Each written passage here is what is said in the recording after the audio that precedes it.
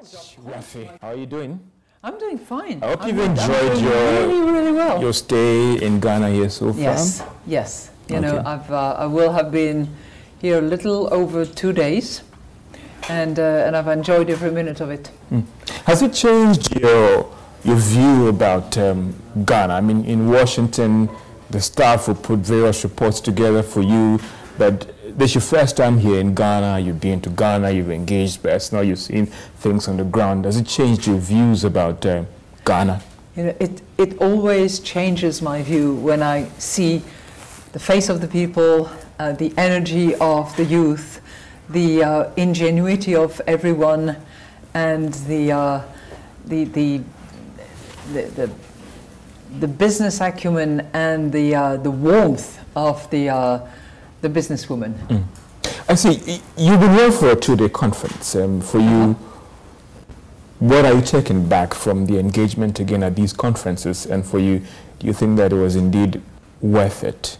Oh, every time spent in a country like Ghana is worth it, because I hear directly the voices of the president, the vice president, the ministers, but I could hear them elsewhere. What I hear as well is the voices of NGOs, and I had a meeting with them yesterday, the voices of young and more senior women who are in business or who are in civil society, very active, very engaged.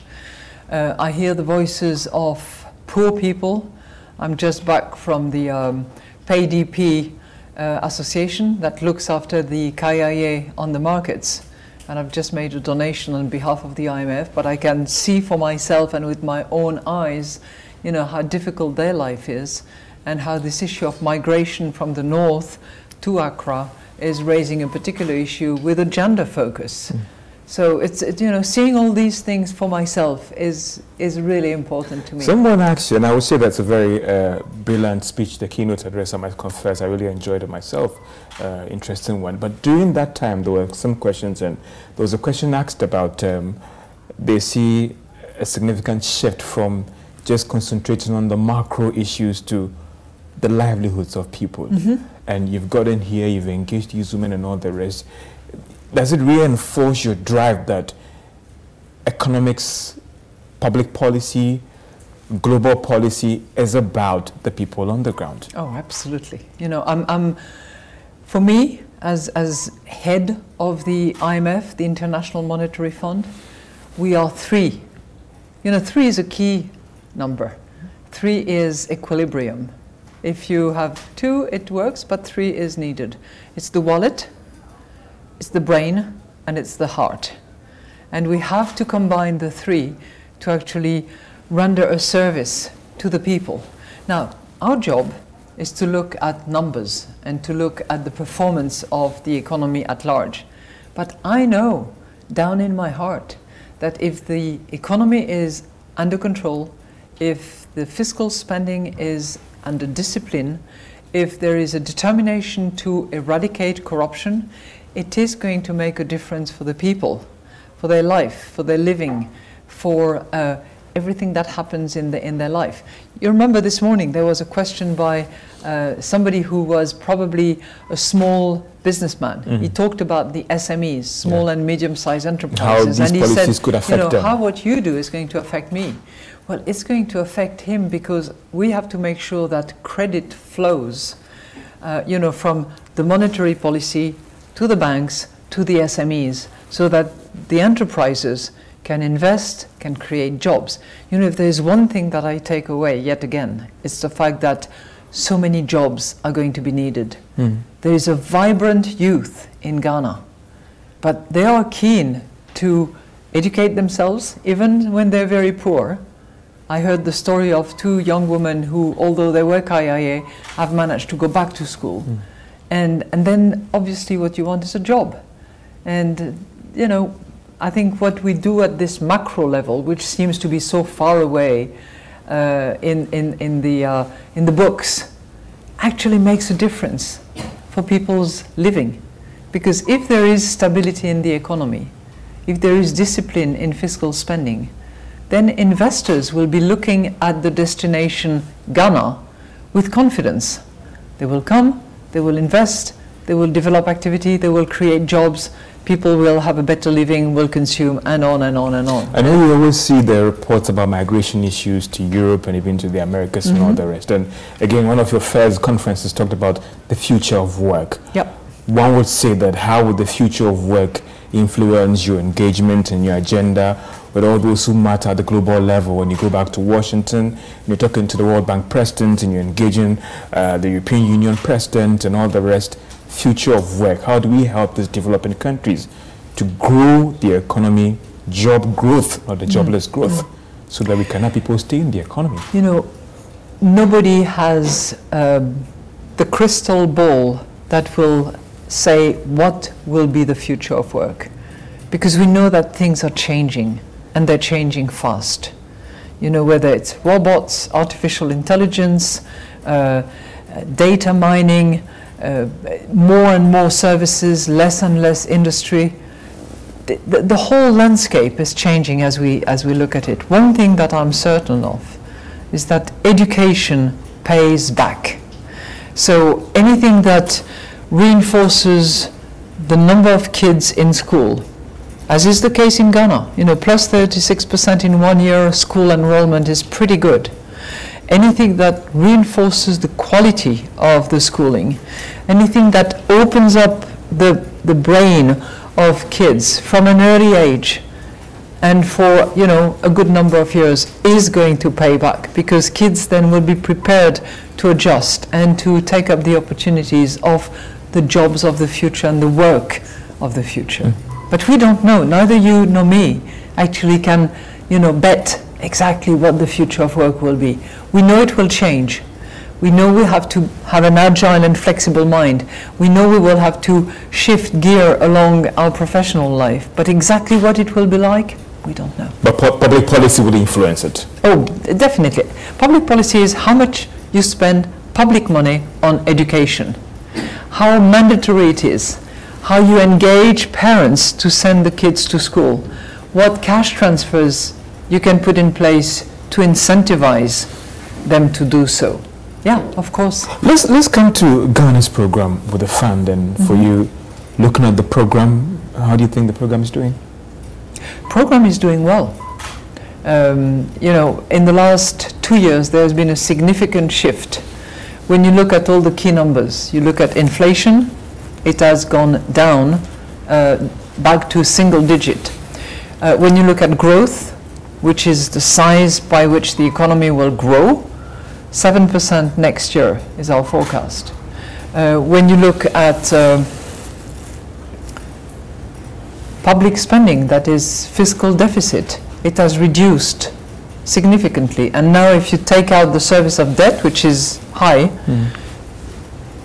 the country is in primary surplus, which means that it spends less than it has, taking out debt service, which is high. So if there is one, you know, sort of negative, I would say that having the direction of too high a debt for the country is the one that the government needs to watch. I was listening to you, future of work, the keynote address. The problem is you highlighted revenue, and debt. Well, you know, what can a government do? It needs money in order to spend for the public good.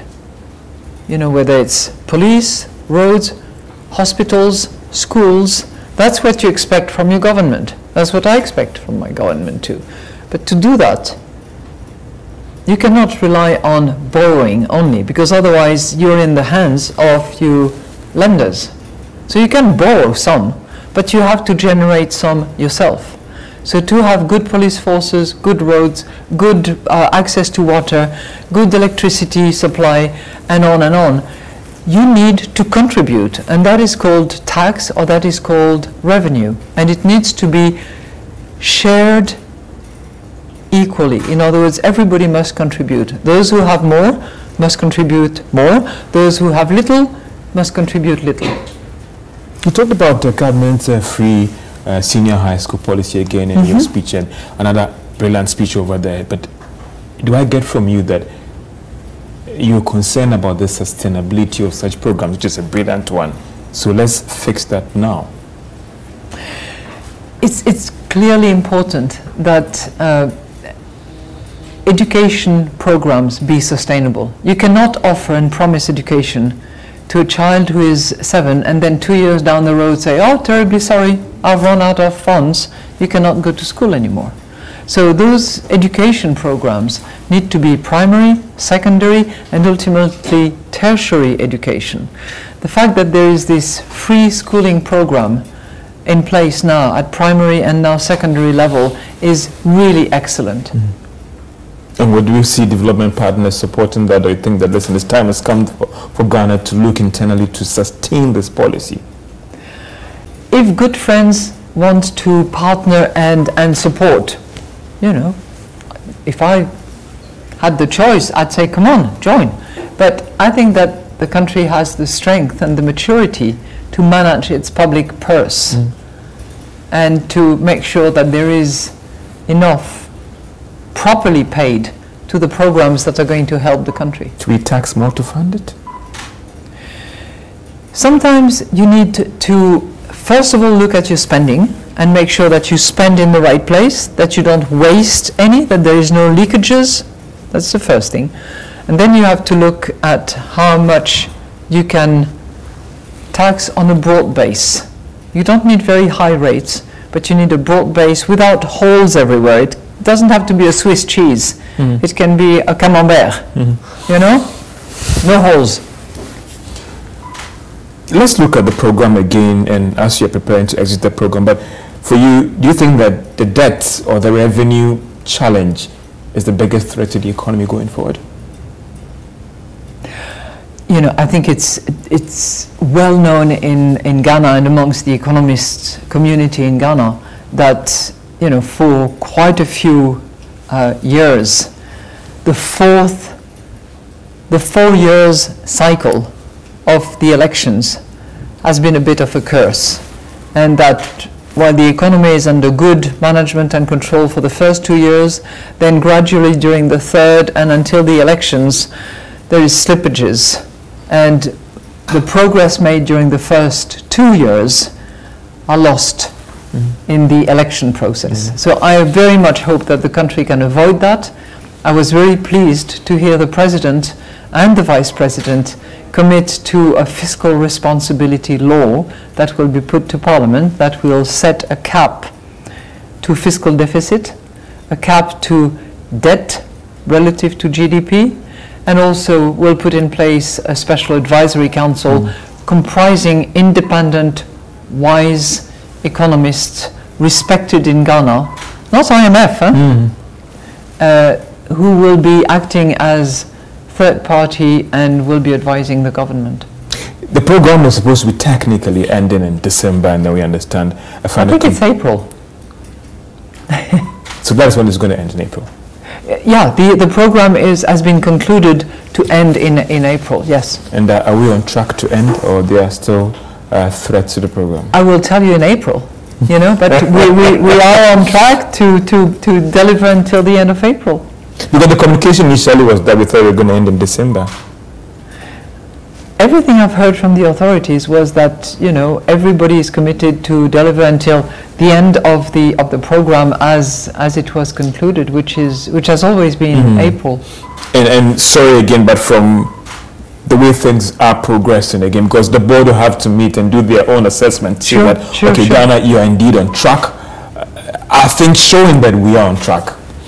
You know, I know that the team is working today, as we speak, with the finance minister's team, and of course they have to review numbers and to run them and to you know, get to the weeds and the nitty-gritty details of it. But we are working in good cooperation, and I'm very hopeful that we will have the board meeting late January, early February. There are people who are skeptical, and you played the documentary. That was a very good one, as well as the keynote address, where the picture was mixed. While some were so excited about the program, others were a little bit skeptical about it as well. For you, looking at what we've been exposed to, the shocks, I engage investors outside who said that, well, we are encouraged to engage Ghana because of a fund program. These are investors outside. But for you, for the skeptics, do you think that this program was indeed worth it? I have no doubt that the program was worth it when I look at the numbers. Now the real question is, could Ghana have done the same thing without our support? Yeah. Maybe, but you can't prove the counterfactuals from the past. I think what the investors will be looking at is whether Ghana, under current management, can actually stay the course and deliver not only political stability, for which it is well known, but also fiscal responsibility, and not go into a binge borrowing and binge spending simply because the elections are around the corner. I think that will be the big test. You seem to have a great concern about borrowing, and some would say that if our assets and the economy has expanded, I mean, one would say, what's the big deal? The big deal is, what is two things. One is, what is the weight, the burden of debt that you're carrying on your shoulders while you are growing, but while you have to run. So not all debt is bad, but it has to be balanced so that you can actually sustain your debt going forward as you grow. And second, it is also the service of your debt. Because if, as you roll over short or medium-term debt, you go into higher and higher interest rates, and the debt service represents a lot of your spending, that's a problem. Now today, currently, you spend about 42% of public revenue into debt service. That is already quite a lot. It leaves, 58%, sorry, 58% to pay for education, to pay for health, to pay for all the other services and the investment. Are you convinced about the assurances by government that they'll be fiscally disciplined post the program, and all the assurances they've given to you? So that, again, you said in the program that you are convinced that Ghana would not be coming to the program anytime soon. Are you convinced about the commitment that they've put in place? I have no reason to doubt the commitments, but as in everything in life, the proof of the pudding is going to be in the eating. So time will tell us. What is your advice for government as they prepare to exit the program? That good job. Stay focused on the compass of political stability, fiscal responsibility, and sustainability of your debt. And any threats after you think, what are the threats to us, the economy? Focusing on the low-income people, focusing on poverty reduction, continuing to do that is, I think, critically important. Final words to Ghanaians who are watching you, who are listening to you, and all the skeptics about the IMF program, who thought that, well, when they hear the IMF, they think about something else. The vultures are in town again. Do I look like a vulture? Not you. The organization. I was a bit worried. The organization. The word. The Britain Wood institutions. Look, the word I've heard so much is Akwaba. The whole time when I visited, and we are concerned about people, and we do the best we can in order to help. Madam, I thank you so much for your time. I appreciate it so much, and I hope wishing you all the best on your African tour. To you too, and Merry Christmas and Happy Holiday. Thank you so much. When you go back to Washington, Kwaba, it should be in your dictionary. Absolutely. Thank you so much, Ma'am. Thank you. Thank you.